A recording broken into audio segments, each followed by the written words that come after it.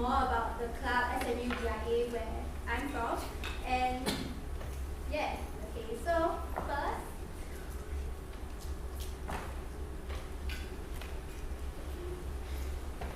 okay, so basically SMUBIA is actually a student club in SMU.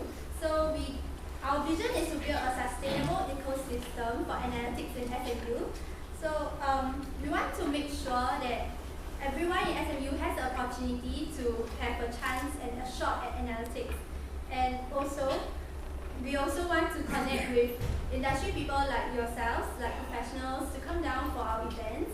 And from there, we can better engage the public and help our students understand how the real world works for analytics. So a bit more about us. At the moment, we do have 700 plus members in our Telegram. We have 200 over BIA members across the schools, mainly being the undergraduates, but we do have an increasing pool of master students joining us. And we have 32 members of dedicated data associates who meet on a weekly basis to do analytics related stuff, be it like the statistical learning in R that we have just covered, and at the same time they also cover some projects in their own teams. At the moment, we also have 14 industry partners that we have engaged over the last academic year. And so far for events, we have had one networking session involving about 10 industry partners, and we have had 5 industry talks spread out across the year, as well as 6 workshops. So some of the past events that we had were like Introduction to Python, NumPy and Pandas workshop, the NLP, Introduction to Tableau, which we have worked with the Tableau team to come up with, and also we had Machine Learning and Neural Network, who we have worked with Terra AI to come up with. I think one of the Terra AI person is here with us today, Christian. Yes, Christian. There, he's at the back. Yeah, so they actually came down to train our students over the recess week for 2 days, doing neural network related stuff. So these workshops are actually very useful for our students, especially those who are dabbling in the area of analytics, and they really want to find out more about how to code, and so Python was actually really a good first step that we had.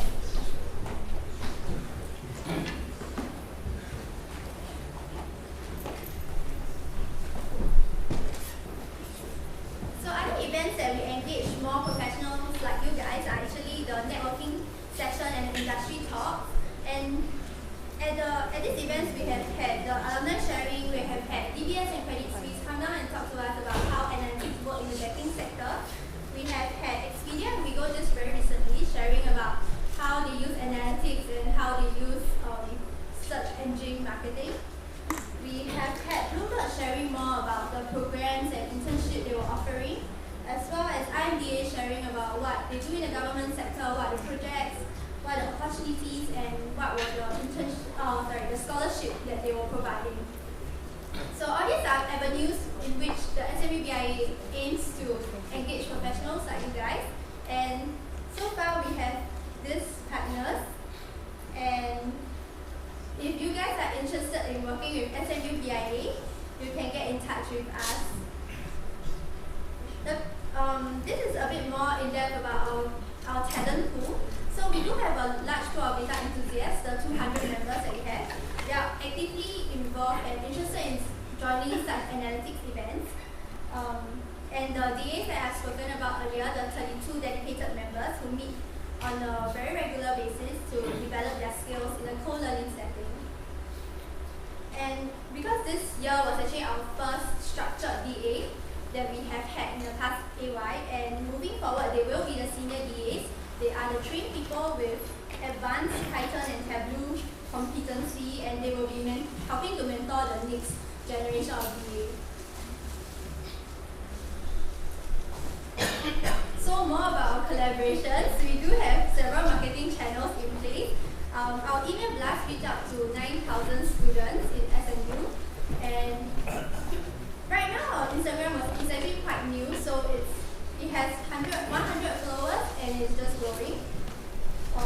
On the website, if you visit us, you can go on to smubia.org to find out more about And also we are developing our Medium channel where we post more about like technical competency and like how the student life is for our BIA members. So if you wish to work with us, you can take a screenshot of like this slide. So that's all our contact channels. And before I round it up, we are actually, SMUBIA is actually IIE Club, so which stands for the Institute of Innovation and Entrepreneurship.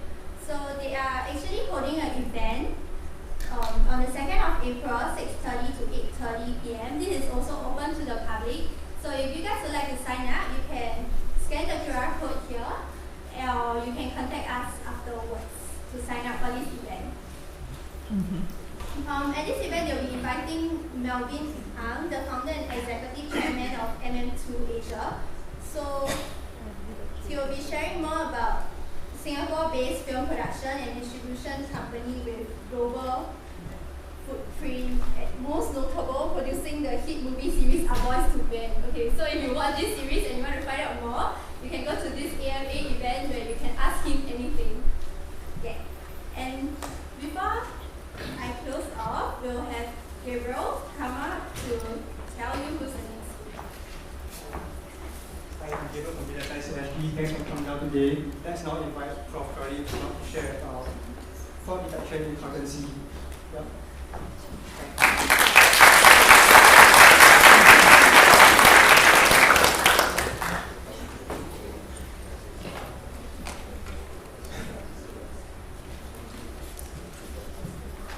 So the Q&A will be after this talk. We'll give you about 10-15 minutes to ask questions.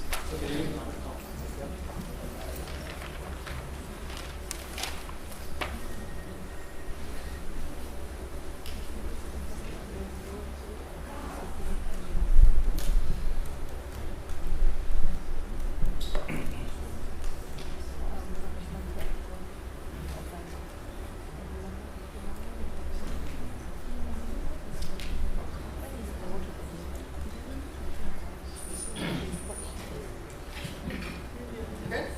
So thanks for inviting me out. Thanks to Data Science SG and SMUBIA for hosting.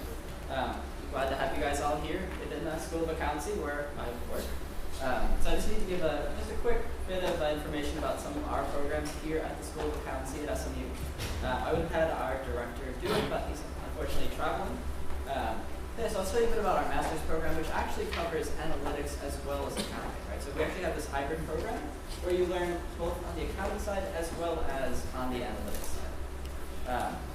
So as far as who we're targeting, right? So we're targeting generally more business-related people. So if you say somebody in business, you want to break into analytics, or you have an interest, say, in a business analyst role, but you want to get more into the data, that's sort of the type of profile that we're targeting here.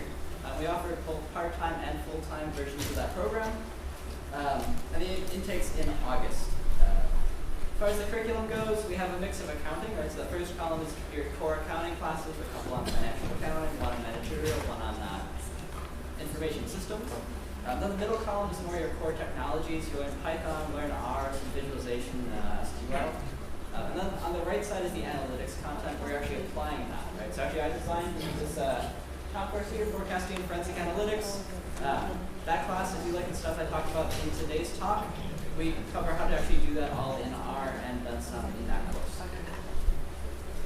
We also have some scholarships. So we have this SMU MSA scholarship, which offers partial funding up to $10,000. And then we also, thanks to UOB, we have a full UOB SMU scholarship where they cover the entire thing, offer an internship, potentially full-time employment as well. So it's very nice of them, very nice scholarship. So if you want to learn more, you can go to this link here. You can contact any of our organizers. So you have May Jen, Mabel, or Eileen. Eileen's also with us today, so if you have any questions afterward, she has some brochures you can pick up. You can talk to her as well about the program.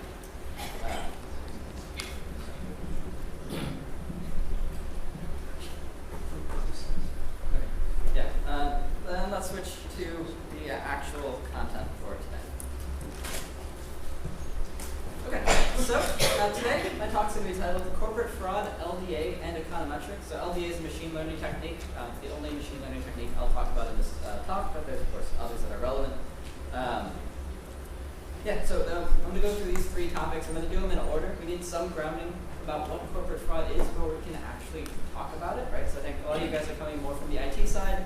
You've heard of fraud, you kind of know what it is, but you don't know exactly what's going on, right? So if we want to actually figure out how we can detect anyone who's doing fraud, we need to know what they're doing.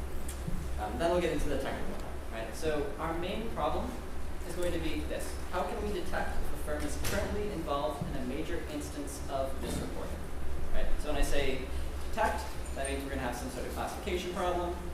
When I say that we're going to do it currently, right, that's also a prediction problem. So we want to know today who's committing fraud, right? These aren't companies that have been found out already, right? These are the companies that are actively doing fraud. Nobody knows who they are, right? But we want to figure out who they are so that we can stop them before it gets too bad. And then this reporting is going to be what we're talking about next, but sort of the accounting side of this, right? So we have this mixture of some analytics stuff, that's these classification prediction, and then we have the accounting side or the business side, and we're going to fuse those two together. To actually do this, right, we're going to have a bit of business insight, some economic theory, some actually psychology theory as well. So actually getting into the mind of what the management's doing. And then also we'll have our more core techniques, right, our statistics, machine learning, our econometrics, etc. As for why we care about this, well, fraud costs a lot of money, right? Just in the US, just for the 10 most expensive frauds, just to the shareholders, they lost $13 billion US, right? That's only to one of these parties, right? We're ignoring a lot of the costs, right? So we're ignoring, say, the cost to the country, right? The GDP impact. Just one fraud alone, just Enron, was expected to have about $35 billion US in impact on the US GDP for 1 year, right? That's ignoring also their contribution in future years. Also, we're ignoring societal costs, right? A lot of people lose their jobs, a lot of people lose confidence in the economy or the performance of the economy, right? From a government perspective, those are actually quite crucial. There's also some negative externalities going forward, right? So when you have a fraud, a lot of times you'll have some regulation that comes out to try and prevent this again. That's an extra cost that every other company has to have to comply, right? So this also drags down the economy a little bit. And then, of course, inflation, right? This is actually just a raw total. So actually, if you think about it, if we can just catch one more of these guys, right, we're saving over $1 billion. We're catching one company for doing this, right? If we can do this en masse, right, we can save billions of dollars for the economy. That's actually quite important. So what is misreporting? Simple definition, so if there's just one thing you take away from the accounting side of this talk today, it's that misreporting is just when you have an error that affects a firm's accounting statements or their disclosures, and it was done seemingly intentionally. This word intentionally is very crucial. And it's done intentionally by either management or some other employee at the firm, right? So the key about fraud is that they did it on purpose, right? So we're not talking about somewhere where a company did something wrong, it caused a lot of problems, but it was a pure accident, right? That actually happens a lot. But it's not like they were actually doing it on purpose, right? There's sort of, you can blame them, but you can't really blame them quite so much, right? It also tends to not have quite as far-reaching consequences. But when you have, say, a CEO or a CFO or some other managers who are actively trying to circumvent the controls in the company to try and make everyone think the company's fine, and then it just collapses, right? That was, say, WorldCom, right? You take a company that's worth tens of billions of dollars and it just goes away overnight. That's a problem. As far as how this is typically done, right, your traditional accounting fraud is you have a company that's just not doing well. They say, well, let's try and find some way to make it look like we're doing well anyway. Right? They just find some scheme, cover it up, right? So say Wells Fargo, right, from 2011 through at least 2018, maybe still ongoing. They were just duplicating or making fake customers, right? That's an easy way to say, look, we have more revenue, but they didn't do a thing, right? They did this for millions of accounts. And then, we, of course, tell everybody that's investing in the company, look, everything's great, and they believe it. That's a fraud. But there's plenty of other ways to do it, right? So Dell, for a long time, they did the opposite. They were doing so well, they didn't want to tell investors just how well they were doing. And so instead, they just hid a lot of the payments they were getting from Intel, right? So actually, Intel's payments made up over 76% of their revenue in one quarter. But they just didn't mention this, right? And then at some point, things stopped working out. They try and cover it up with that, but eventually the money dried up, and then, well, bad things happened. You could have options backdating, right? Apple just didn't tell people exactly what their expenses were, right? That was a lot of tech companies in the mid-2000s. You could have related party transactions, right? So this China Northeast Petroleum Holdings, they They made 176 transactions between the company and various family members, right? Just giving money, giving loans to family members without telling investors what the money was for. That's a problem. Or you could have some perhaps more interesting ones, right? So CVS, sort of like your typical drugstore in Singapore, like Watson's. CVS had improper accounting for stuffed animals, right? So actually, their accounting statements were off for over $20 million just because they didn't properly account for their stuffed animal. Sounds a little funny, but it's actually a serious issue, right? That means there's $20 million they say they have that they do not have. Or you could have some really weird ones like this Countryland Resorts, or Wellness Resorts. They're not a resort company, they're a mining company, first of all. And so they have this warehouse, right? And they say, okay, in this warehouse, we have a bunch of gold. There's a tarp over it. The auditor said, yeah, seems fine, right? There's a warehouse, there's something there, gold, good. Then at some point, the auditor decided to check what's under the tarp. It was dirt. They had no gold. As a mining company, it was a problem. So in that case, right, the company completely fabricated their entire existence. So we have all sorts of crazy things happening.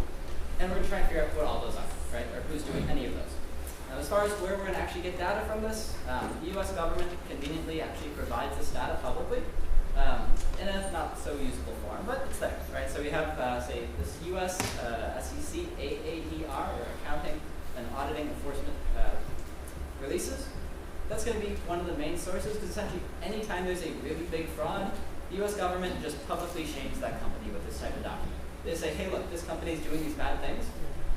So we're just going to say, look, this company did all these bad things, and just publicly tell everybody about it, and not give the company any say in how we discuss this. Sometimes companies release it on their own accord. They'll file an amended annual report, so something called a 10KA filing. The /A means amended, right? They're saying there's something wrong in the previous one, use this one instead. Also, the US government has another channel called 13B actions. There's a couple other places, notes inside annual reports, just trying to hide it, or press releases, right? So there's a lot of ways you can get this data. They're all subtly different, though. So we'll talk a bit about how to deal with that later. But as far as where that leaves us, right? Well, one, we know there's a lot of reasons for fraud, which is going to be kind of painful, actually, right? If we're trying to be on the analytics side, we want to say, how can we detect fraud? We have to detect all of those things I mentioned and more, right? All of these are frauds, all of these are problems, but they're all quite different. Also, none of them happen very frequently, right? So we can't, say, break these up into individual types of fraud, because maybe each year we have 5 of those, right? We can't get enough data to actually classify them. Also, I said there's a bunch of different areas to get this data, but they're all subtly different. So we'll have to be very cognizant of that, and perhaps just use a bunch of them, right? So instead of just predicting one type of measure, predict a bunch. And we also need to be aware that, we're getting into a hard problem, right? So we're detecting something that's quite varied, and we don't have necessarily well-defined data, right? So it's going to be a tough thing to approach. So let's get into the more analytic side of this. So as a main question is just going to be, how can we detect if a firm is currently involved in a major instance of misreporting? The way we typically do this back in the 1990s was pretty naive. We just say, well, let's use some financial ratios. If companies are misreporting, right, they're probably, their financials are probably up. That was the whole thought, right? That worked for a bit, and then it stopped working. There's a good reason for this. Essentially, managers realize if you go above certain thresholds and certain ratios, your auditors start asking questions, right? So you just don't manipulate beyond that, and then you know you're fine. After that, the accounting research said, well, why don't we look at how they write their annual report? Maybe that's helpful, right? So let's see if they're overly positive or overly negative, or maybe their report's overly long or overly short, right? Maybe we can use that. That added a bit of prediction power, actually. But then this new model I'm going to tell you guys about today says, well, why don't we just look at what they actually said, right? The simple idea is, if they're, say, manipulating their inventory, they probably don't want to talk about inventory. It's pretty straightforward, right? But that's the whole intuition behind it, right? If they're going to be manipulating something, they're going to dance around it. As far as all these, if you really like really to see the details, I have this paper, Brown, Crowley, and Elliott, 2018. It's publicly available. You can grab a copy of that after the talk. You can see all the details there. It's like 80-some pages long right now, so it's quite detailed. Okay, as far as the issues that we're going to have to address, so as I said, this is a hard problem. We'll have a lot of things that we have to be very careful about. But first, we have to figure out how we're going to deal with varied events, right? So there's two options here, or two ways we'll do this, right? So one is careful feature selection. I put careful in quotes because I'm not going to actually do it myself, right? I'm actually going to use some econometric techniques to take care of this for me. The second is going to be intelligent feature design, right? Again, I'm not going to do all that, right? Instead, I'm going to say, well, we're going to look at the content of these documents. I'm going to have a machine learning algorithm take care of that, right? That'll be actually a pretty nice approach. The second part is, now we're going to have a model that's awfully complicated because now we have some machine learning techniques in there. If you want to go to a business and tell them how this thing works, we have a problem, right? Managers typically don't want to hear, oh, we have these sophisticated techniques. You know, here's the model, right? The model has 50 variables. They don't want to see that, right? They just want a simple, intuitive way to see it, and they also want maybe some other results to show confidence that this measure works, right? So we'll see how we can do that.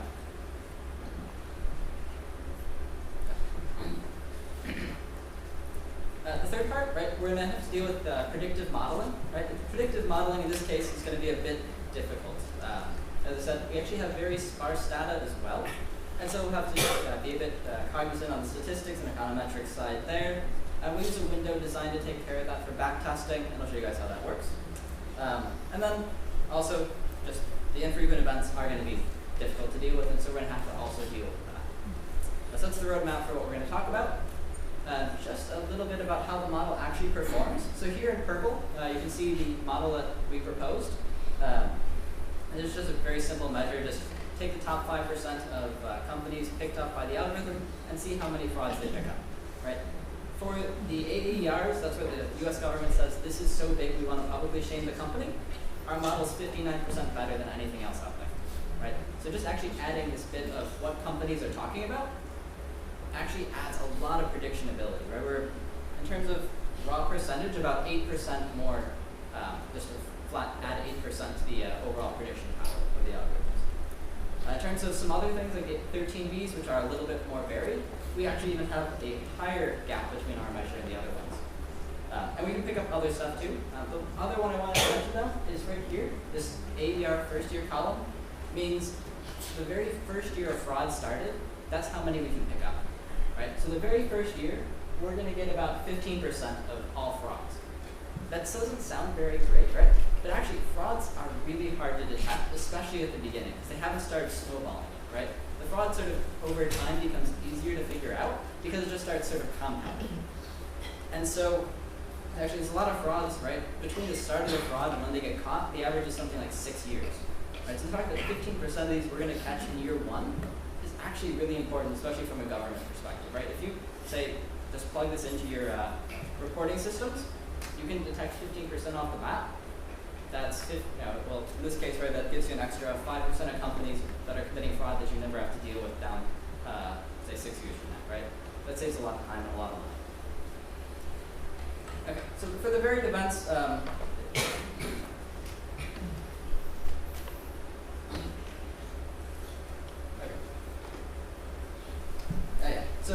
so these are just the past models. So just a simple sort of few measures for these, right? So the old model said the old one was financials, right? So it's be things like how big is the company, this log of amount of assets they have. You have percent in cash or percent of change in cash sales. So how many of their sales are in cash? It's a typical way to sort of manipulate this. Or are they having a merger or not? A lot of times, actually, these mergers aren't necessarily for business purposes, but for hiding things, right? If you have a complex transaction, you just sort of toss everything out. That's like, sort of like the Olympus fraud, for instance. Olympus used mergers and acquisitions to hide everything they were doing for like 15, 20 years. The whole theory behind that was just economic, right? We just say, if a company is committing fraud, it's going to end up showing up in their accounting statements. We'll try and use that. The new models, some newer models using the style of their documents, right?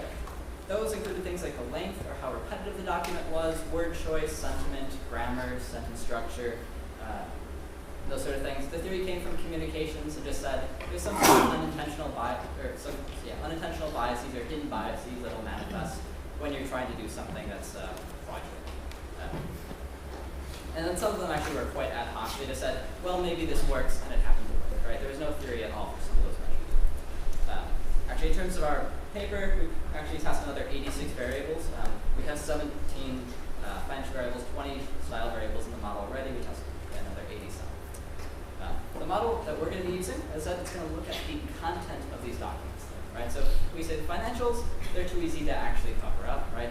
The style of the document is a little, it doesn't really capture that much, right? It captures some summary statistics, but you're not getting at the actual substance of this document. So instead, we're going to take all those variables from before, use that as a baseline, right? But then we're going to say, we're going to quantify how much of each, or how much these documents talk about different things, right? Now, one problem with these documents is that they're like 20 pages on the low end, up to 300 some pages on the high end, right? So computationally, they're quite painful to actually run. We'll end up training on 5 years at a time. This is in part because I didn't have enough RAM to run the whole thing back then.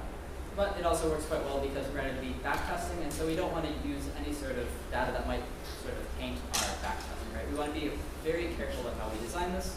We're just going to use a 5-year window when we design things. We'll run our machine learning algorithm within those 5 years so that there's no influence from outside years.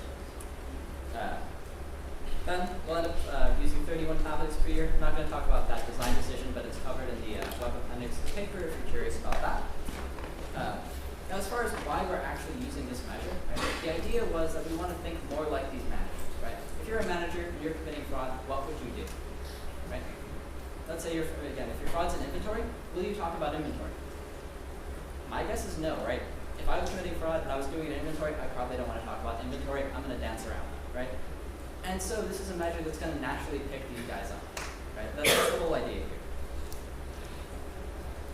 Some examples of what these look like.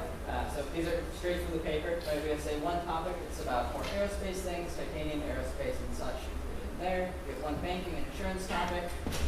We have some things like subsidiaries mentioned here, shares, more sort of general business activities, sales, product, internet grouped together there. That topic. Just to show you guys a bit of, say, what this sort of algorithm pulls out, right? These look reasonable, right? These words sort of belong together in general. As far as how we do this, it's this LDA method I mentioned up front, right? This stands for latent Dirichlet allocation. You can pretty much find this in any programming language you use, right? So no matter what programming language you use, there's an implementation these days. Also, you probably interacted with it sometime today, right? Google search, one small component of their algorithm is that. If you go to NewYorkTimes.com, you're looking at articles, they suggest articles to you, they use LDA to do that, right? You go to Twitter, they suggest you users to go follow. They're actually using LDA on the tweets and comparing that with the tweets that you liked. You actually interact with this type of algorithm all the time. If you want to implement this in Python, I highly recommend GenSim. It's very convenient and also multi-threaded nowadays. If you use R, STM is pretty good. But unfortunately, we did not have these packages back when I ran this. This paper's been in works for a long time, since 2013. So we used actually code straight from David Blai's website, the creator of the algorithm. But what LDA is going to do is it's just going to read all these documents. All you tell it is, there's say, look for 31 topics, or look for however many topics you think there are, and it's just going to go read everything. And then it'll report back to you and say, this is a topic, this is a topic, this is a topic. It's actually really easy to use, quite intuitive. Yeah, as far as implementing this, there are some difficulties though, just in this specific context, right? So we have these things called annual reports, as I said. It's just a big year-end document each company puts out. If you're any public company anywhere in the world, you have to make one of these. It summarizes everything this company has done. It gives the investors their financial information, tells you about management, tells you about management's outlook on the company. A lot of stuff in this document. Unfortunately, businesses, when they're doing these documents, don't really follow any consistent way of doing it, right? Some companies do fixed width text files. Some companies do proper HTML documents, which are quite nice. Then some companies write it in Word and then export the Word file as an HTML file. I don't know if you guys have ever worked with Word files exported to HTML, but they're horrible, right? Absolutely horrible. And unfortunately, most of these documents are that, right? So, and also sometimes they have embedded hexadecimal code for images and all sorts of other things that you wouldn't expect to be there. The way to deal with that is just more regular expressions, right? Just tons of those. Actually, I tried using, I think the Python programmers in the room were probably asking why didn't I use beautiful soup if it's all HTML. it actually crashed Beautiful Soup because the 300-page documents, say 300 pages from Word exported to HTML, it just couldn't handle it. There's so many nested tags, it just crashes the thing. Back when it was Beautiful Soup 3, maybe BS4 might handle it. Yeah, if you're interested in that part, the details are in the paper. All of our regular expressions are listed out. So if you ever have to deal with this, look at our paper and then you don't have to go through it. Then you've had the other usual stuff, right? Dealing with text audio stemming, lemmatization, all that sort of stuff. Then you feed it to LDA, tune your hyperparameters, and then you finally can implement the model, right? So actually most of the work is dealing with the text data up front. A few other considerations, right? So LDA is going to tell us how much weight there is on a topic. It's not going to make it proportional, so further regressions will make everything proportional. And then the other issue is that these are going to be heavily industry related, right? And that's not very useful for our problem, right? If we have a cable company and they're talking a lot about cable, we don't care, right? It's a cable company. We expect that. We want to know if they're a cable company and they're talking about cable less than you would expect a cable company to do.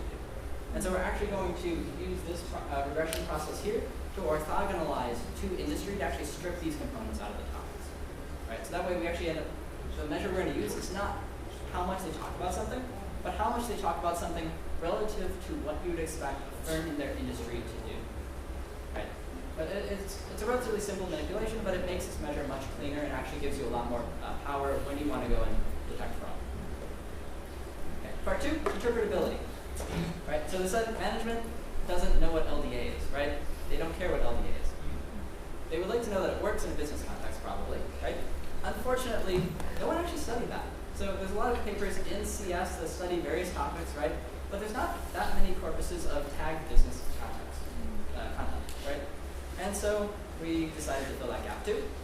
So we actually did an experiment using real people, right? So we're going to use something called a word intrusion task. It's relatively straightforward.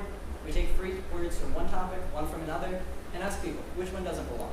And so for the first sentence here, or first one here, we have commodity, bank, gold, and mining. And it says, out of those 4, which doesn't belong? The answer is bank, right? So commodity, gold, mining all fit well together. You could argue commodity and bank fit together. Gold and bank, not quite as much, right? But gold and mining, very tight, right? We have, say, aircraft, pharmaceutical, drug manufacturing, or say collateral, residential, and adjustable, all are loan terms for mortgages. Iowa has nothing to do with that, right? So we give them these types of questions. We do 20 questions per person for 100 people. The nice thing about this is they're human, right? So we know if this type of test, if they respond well to it, it seems to work for people. That's good. The problem is these guys are not business experts, and we're giving them words that came from probably the densest business document you could possibly get. And so there's some pitfall there, right? So the way we get around that is a quasi-experimental design, actually using another machine learning algorithm to fill in for the person. So we use a mixture of glove and word to vec. And we're going to use a glove trained on internet content, which is a very general source, right? That's going to be more like the people we had before. We'll use word to vec, trained on Wall Street Journal articles. So it's an algorithm that they'll know essentially, I'll say the meaning, in quotes, right? It doesn't really know the meaning, but it has sort of the relationship between words as they're used by the Wall Street Journal, a business times, right? We'll also use word to vec as it's trained on annual reports themselves. That's going to be the most specific algorithm we could possibly design in terms of how words are used in a 10K. And the nice thing about these algorithms is we can ask it literally the exact same question, but instead of doing it just 20 per person, we give them 10 million more questions, right? We might as well do a full sample, right? Computation's not that expensive these days. As far as the results go, we see actually, in general, humans are better than chance at picking out which word doesn't belong. That means there's something to these topics, right? And the algorithms that are trained a bit better on business text do the best. That's as expected. But that shows actually that in general, this is actually pretty decent. Third part is going to be on predictive modeling. So for that, it's largely going to be about back testing, right? So we can't really know who's committing fraud today. We simply just don't know, right? That's the purpose of us doing this in the first place. If we knew that, we don't have a job. Instead, we're going to try and use historical data to figure out who's committing fraud today, right? So that's what back testing is. There are a couple problems to this. First, what misreporting was actually changes over time, right? So actually, say the options backdating was really popular in the mid-2000s, kind of dropped out of favor nowadays. You don't really see it, right? And so our target's going to actually be changing over time. So we'll need an algorithm class that's quite flexible. And misreporting is unobservable until it's observable, right? i.e., for our backtesting, we have to be aware that when a company commits fraud, you don't know that year. You might not know next year. You might not know the year after that. Right? In the case of Zales, they started their fraud in 2004. It came out in 2011. Right? That's 7 years.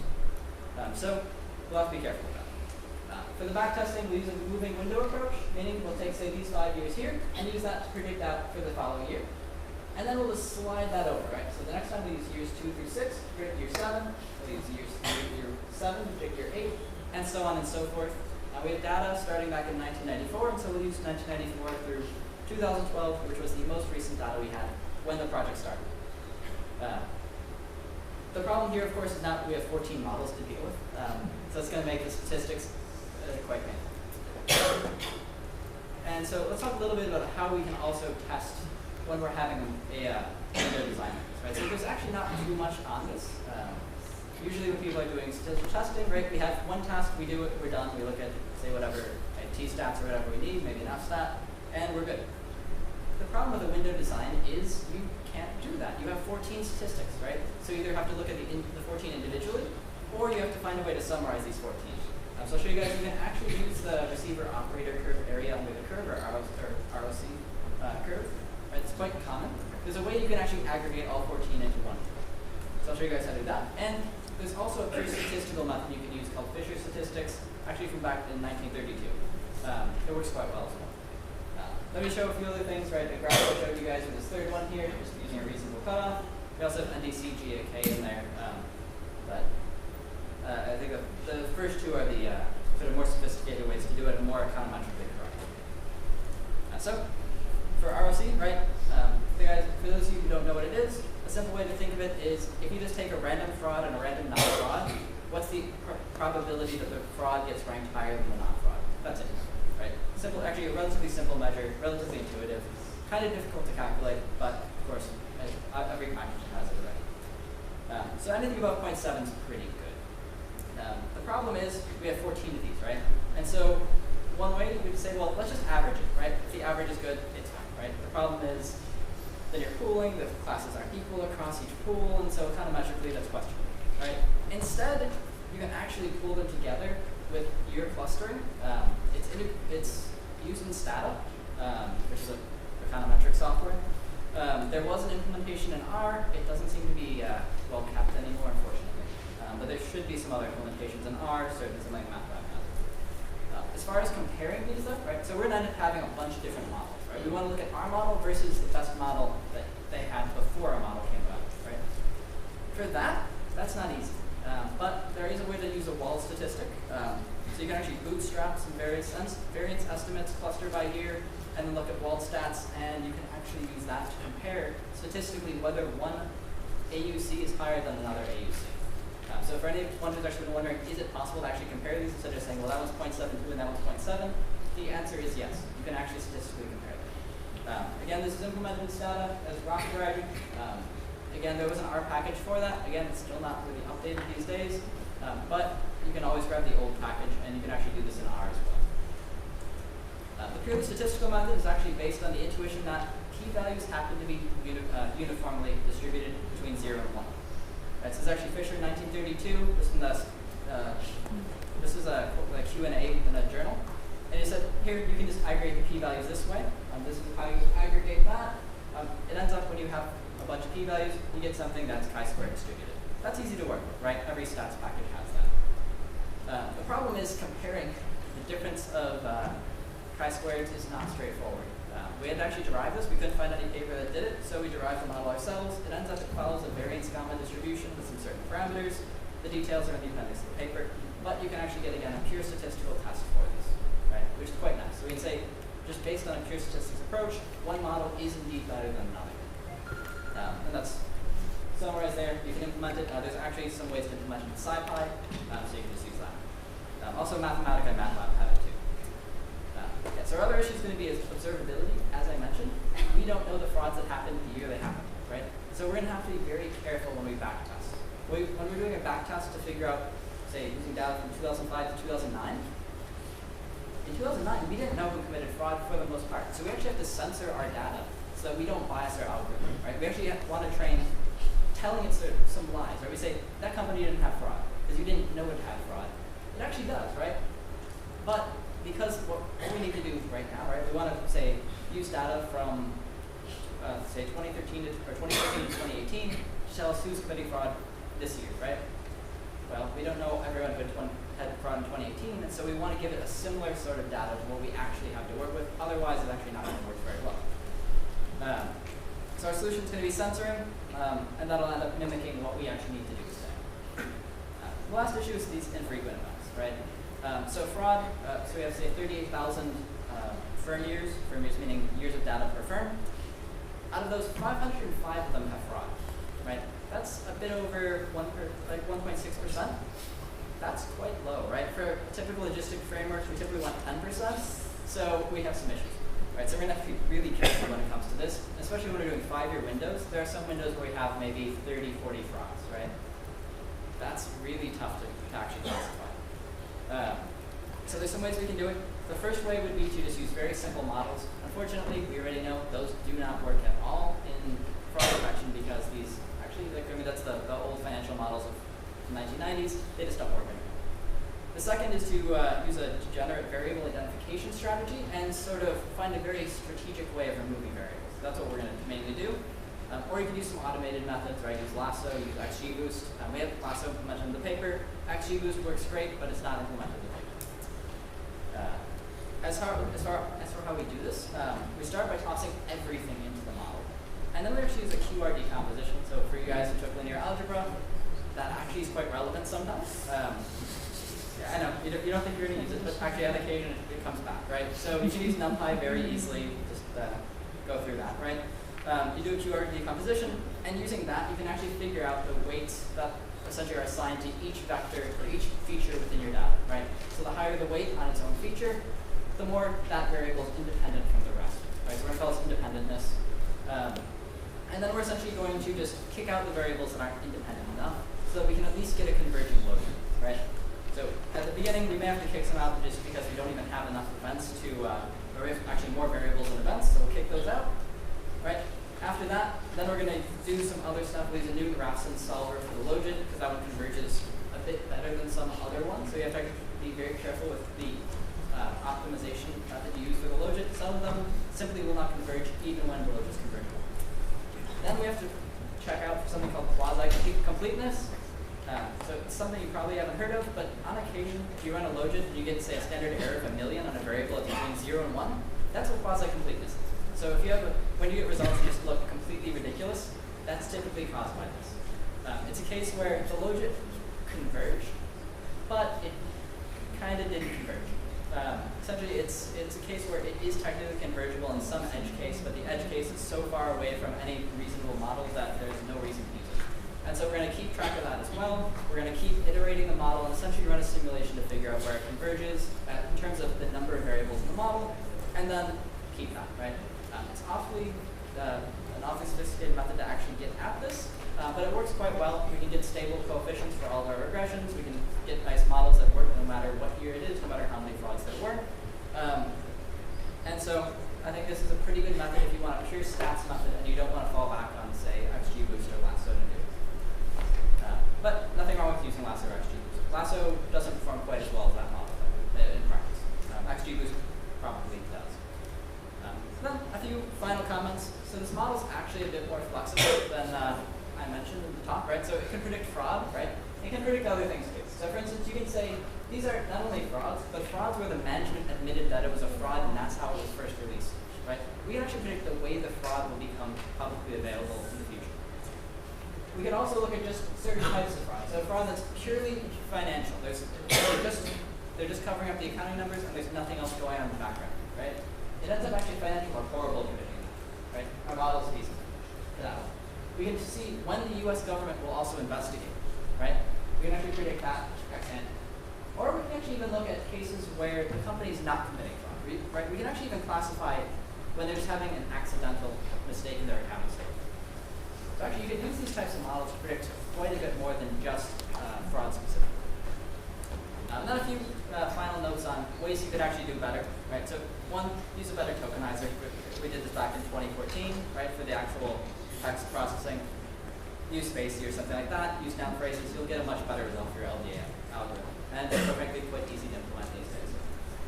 Second, you could use some econometric methods that are better suited for sparsity, i.e. use XGBoost. XGBoost should give you probably about 0.05 increase in your ROC AUC, for example. You can also try other machine learning algorithms besides LDA. LDA is actually from 2003. It's been a while. There's newer, better things out there. There's no harm in trying those. Yeah, and there's also other things that aren't LDA-based that have come out since this model has been around, right? NLP's actually moved a lot in the past 5 years. And so, while this is actually, I would say, the most robust fraud detection model in accounting today, there are better ones that can be made. But final note, this paper and all this work wasn't motivated by actually building a better model in the first place. So there's a reason why we don't implement these things, right? Our reason was actually to show that something like the content of a document matters and it actually helps predict fraud. Right? So that's why we don't actually go to this extent of implementing these other 4 things here. Right? If you guys are interested in that, you're welcome to, of course, build on our work and implement those things.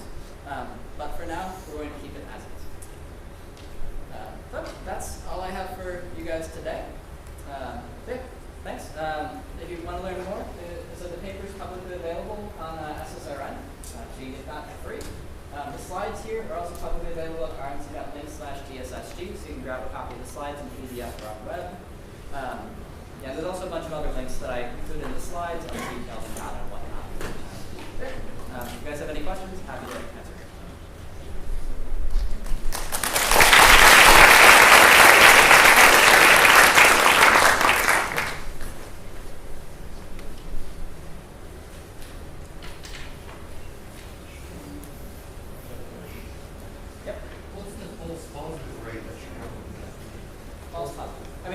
It's quite high, right? So as I said, our measure, like the graphs I showed, right, we catch 28% of frauds or something like that, right, using the top 5% of all companies, right? It's actually a really high false positive rate because there are very few true positives. The thing is, when it comes to governments, right, the U.S. government looks at maybe 20% of all companies every year anyway. And so their false positive rate is much higher. And so this is more, it's not so much about precisely identifying these, but more directing them to say, among those 20% you look at, you should look at these 5%, right? So it's essentially any fraud detection case, your false positive rate is always through here. Yep. Could you explain how you did the censoring of the data, the inputs? Yeah, so that's quite interesting. Yeah, so for that, right, we actually know the date that the fraud became publicly available. Right? And so because we know that date, we can simply say, is that date within the window that we're using for training? And we say, if it's in the window, right, we'll keep that as a 1 in our data set. We'll say that's a fraud. If it became public, say, January 2nd of the following year, we'll say, well, if we were actually the government back in that year, we wouldn't have known it. And so we're going to say that's a 0 anyway, right? So it's actually biasing our data in a way that makes it more useful for the present.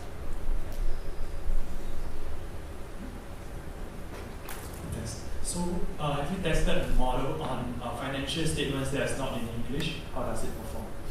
So, we don't have non-English data for that, unfortunately. There is Chinese data, at least. In terms of LDA, it works pretty well for Chinese text, and there's also variants specifically meant for Chinese text. I think Tencent has their own implementation of this as well, right? And so, you can actually, the theory should still hold, right? It doesn't really matter what country you're in, right? The psychology theory says, the actual psychology theory here is that when somebody is lying to somebody else, they're very intentional about what they talk about and what they don't talk about. That should hold across cultures as well, that should hold across regions. And so we'd actually expect this type of model should work pretty well no matter what the context is.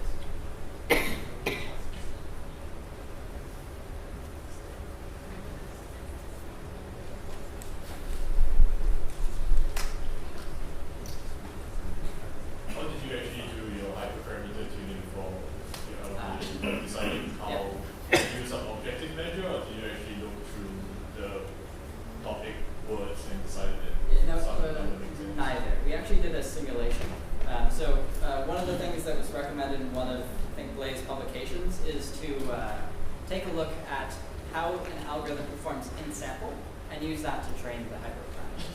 And so we're going to use, say, 1995 and 1999, train a model on that for frauds, but only in sample, and we're going to use essentially just run LDA models for a crazy amount of topic or hyperparameters, right? And then we're just going to converge the hyperparameters by looping through that. So it's not really a proper grid search, but more of the cutting off some part of the grid because computationally it takes quite a while. The full details of that are included in the paper, so if you want to learn more about that, you can take a look at the paper. Actually, I have two questions. First question is, how is your, okay, have you checked whether your models will be structured with change and routing standards? So for that, we don't explicitly check that now. I mean, you have a sliding windows. Yeah, so because we have so that actually helps to. Yeah, sliding windows takes care of most of that anyway, actually, right? So if we're using full 1994 to 2012 to train, right, that would be a huge issue. But because the slide we only use 5 years at a time, within, at most it can affect 5 years of data for a change. The main one is Sarbanes-Oxley in like 2004. Mostly what that coincides with is that financials just drop like a rock at that point. They stop being useful. Second question is actually, would there be a problem if the roster decides to do things like buffering, i.e. it buffers certain keywords such that it falls within the norms? Yeah, so they could do that, right? Now the thing is, it's much harder to do that than it is to say keep your financials within a certain bound, right? So essentially, there's a reason why the financials stopped working, and that's because it's actually quite easy to keep within bounds. The style variables typically still work about the same as they always have. They just don't work that well in general, but they provide some. The thing is, for our model, right, it's a sliding measure. Every year we're going to retrain the LDA model, and actually I didn't show this in the presentation. I can pull up the graph. Anyway, I have a graph in the paper where we actually show the topics changing over time, right? Our topics aren't static. So every time we do a new training window, we're changing what that target is.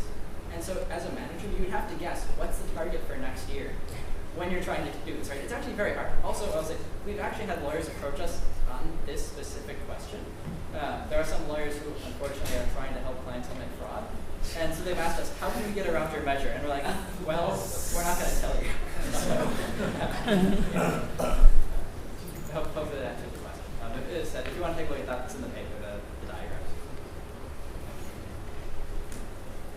So currently, who is using these models that you've developed? So the US SEC has a similar type of model, the US Securities and Exchange Commission. So actually my co-author worked for the US SEC for a while, though I'm required to say that these views are not the SEC's views, they are our own views.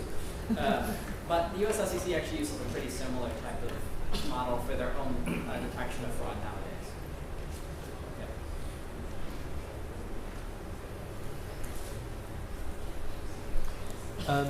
I seem to come into a maze because as an engineer we always talk about cause and effect.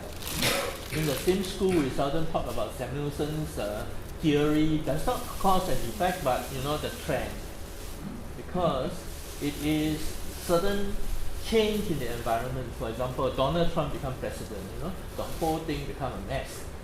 Those are bigger factors to change the corporate behavior or the corporate profit and losses than this minute trends over 10 years, over 20 years.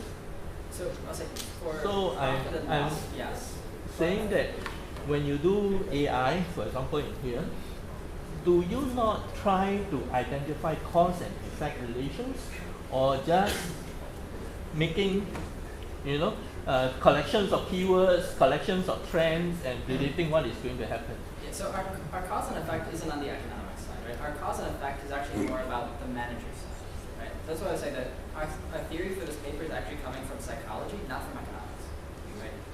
What we're saying is that when a manager, the cause is essentially saying that when a manager is committing fraud, right, there's this change in their mindset of how they approach writing something, right? And so that's what we're actually picking up, right?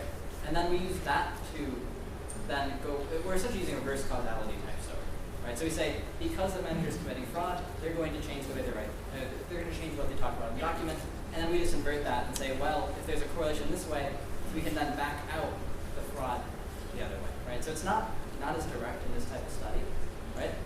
Because we can't directly observe the manager's actions, right? We actually have to, the only thing we can do is read between the lines. I totally agree with you. It's difficult to model or quantify the manager's behavior, but the manager is working within a system. The system is a macro system. So the whole thing is, yes. when it comes to fraud, right, we say there's usually 3 components that actually drive a fraud, right? The system is at best going to affect one of those 3 components. A big factor is actually going to be within the company in terms of their corporate culture. That we don't have anyway. We don't have data, right? We can't model what a company was like in 1999. We simply don't know what that company's corporate culture was back then, right? And so we have sort of this issue where we just, at least at scale, it's hard to quantify these things, right? If we had that, right, I'd love to put that in the model. I do not have it. So, Yeah. Because Warren Buffett has that. He will go and talk to the management before he invests. Yeah, so maybe you should do that. That's the difference at scale, right? We have to do this for 38,000 firms, right? We have to do it 38,000 times, and we have to invent a time machine to do it back in the 90s, right? That's the problem, right? We could do it for a couple, right? But even for, say, in terms of the usefulness of the model, if you have to actually interact directly with the company, even for a government, that may be too much, right? It's too much for them to interact with all companies in Singapore, for instance, right? If you say, we can flag them, and then you go talk to them, that's where that stuff comes in, right? Then they can say, now let's look at the information system of the company, let's look at the controls, let's look at how the people behave, right? We're just doing a first round of flagging, and then it's on, say, the investigators to figure this out.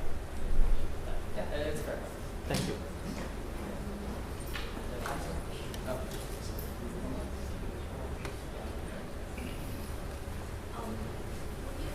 Were you able to derive any semantic meaning from the models where generated? In terms of, say, the topics and whatnot? Or Yeah, so Yeah. like if from the results, like let's say you get a human, can you teach a human like to read the document and so it's something that we can understand or yes and no. Can you repeat the question, please? So the question was, can we essentially train, is there some meaning to the model we have, and then can we train a human to essentially implement this model? The answer is yes and no. Yes, it's interpretable. So in our paper, we actually show you guys all the topics, we label everything. It's reasonably coherent, as reasonable as we'd expect given the model. So we can tell somebody, right, in this, the issue is we have to tell them, in this year, when companies talk about joint ventures, it's a bit suspect, right? But that changes over time, right? In a good year, joint venture is probably normal. In a bad year, joint venture looks a little weird, right? And so there's actually the model's not constant over time. And so you have to keep that in mind. But the other issue is that these documents are insanely long, right? So actually across all the data we have, there's over 3 billion words. For an average reader, it takes over 200 years to read all these documents, right? And so that's really the problem, is that it's just too much for a person to handle, right? It's too much for even a team of people to handle. That's why machine learning is so great for this type of idea, right? It's because we can actually tell the computer, yeah, go read 200 years worth of stuff, and it'll do it in 2 hours, right? So it's yes and no. Okay, I think I'm out of time for questions. If you have any other questions, feel free to approach me after the talk. Thanks.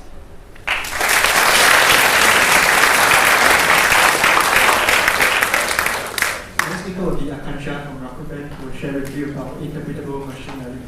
If any more questions for Prof, you can ask him after the talk. Also, when you ask questions, try to use the microphone and introduce yourself first. Okay? For the benefit of the audience to hear the question.